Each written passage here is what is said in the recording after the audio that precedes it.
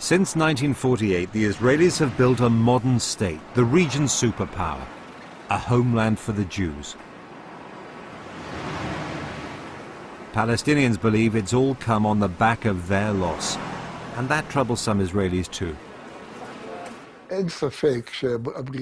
I have no doubt that the Arabs' deportation also helped the state of Israel. The truth should be said. It helped us because hundreds of thousands fled and new immigrants settled into their villages and towns. It's difficult to say, but this did happen.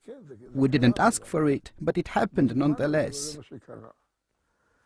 On the other hand, the situation of an ongoing war, day after day, for 60 years, big wars with names, small wars with no names, the 1948 war is yet to end.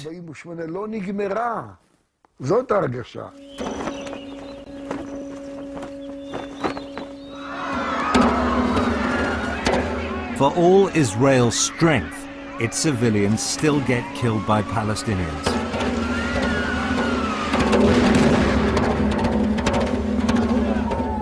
And with their civilians dying too, Palestinians believe that what they call the Nakba, the catastrophe of 1948, has never ended.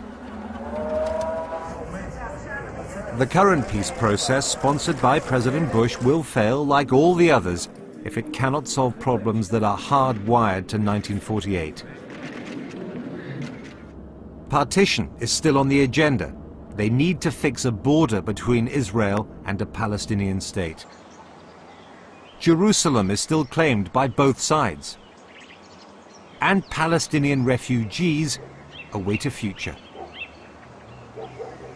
Until 1948, that was a bare hill on the edge of Bethlehem. Now it's Dheisheh refugee camp.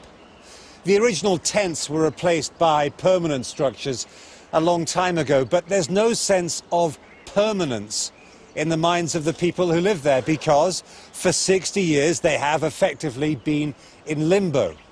The future of the Palestinian refugees is still one of the Middle East's great unsolved, politically toxic issues. When the Palestinian camps were new, 60 years ago, Israel was absorbing hundreds of thousands of Jewish refugees and migrants. Now, almost all Israelis believe a mass influx of Palestinian refugees would destroy their state. A UN resolution on their return has never been implemented. Some Palestinian refugees, still dreaming of everything they lost, will not hear of compromise.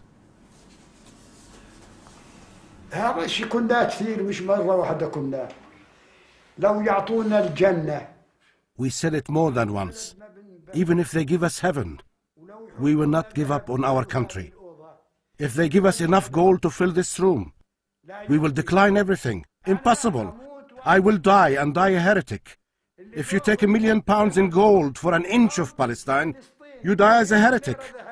Not a Muslim, not a Christian, not a Jew, a heretic, and you go to hell.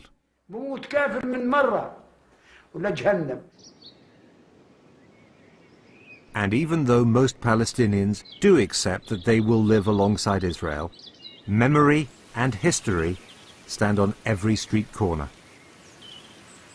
My father has built here. You know, I feel my father, he was denied to live in, and he was dispossessed to live in this beautiful house. It's been now 60 years for most of the people.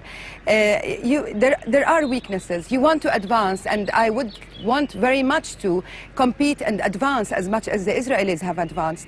But I'm a Palestinian. My land has been robbed by the Israelis. We want them to have a state of their own, fair, independent, friendly. And they want it too. There is no division in our destinies. Our problem from our side is their division within themselves and their weakness. Others believe the main problem is that Israel is still expansionist, breaking international law by settling Jews on occupied land that Palestinians say is theirs. They don't want to give up territory. They want to squeeze the Palestinians. They want to take as much territory as they can and give the Palestinians as little as they can, which would not be conducive to a solution, a self-sustaining Palestinian state. 60 years ago, Arab propagandists boasted they would push the Jews into the Mediterranean. Plenty of Israelis suspect that's still something Palestinians would like to do.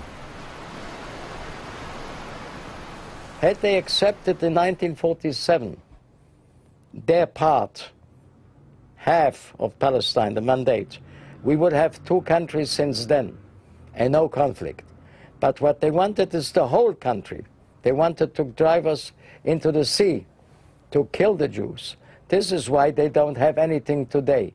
I will continue to resist in a non-violent resistance until we can coexist, until we can convince the Israelis that we want our freedom, but this does not mean that we want to destroy the state of Israel.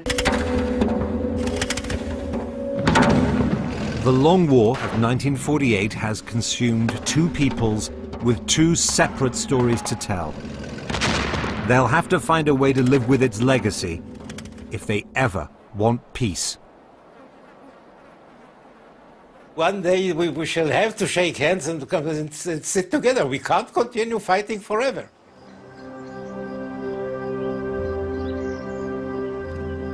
We can't continue killing and killing and killing. There must be an end to it.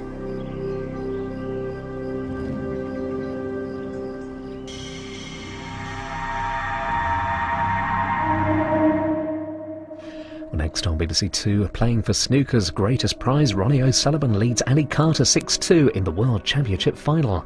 And medieval myth-busting on BBC 4, Terry Jones takes issue with the romantic idea of the knight in shining armour.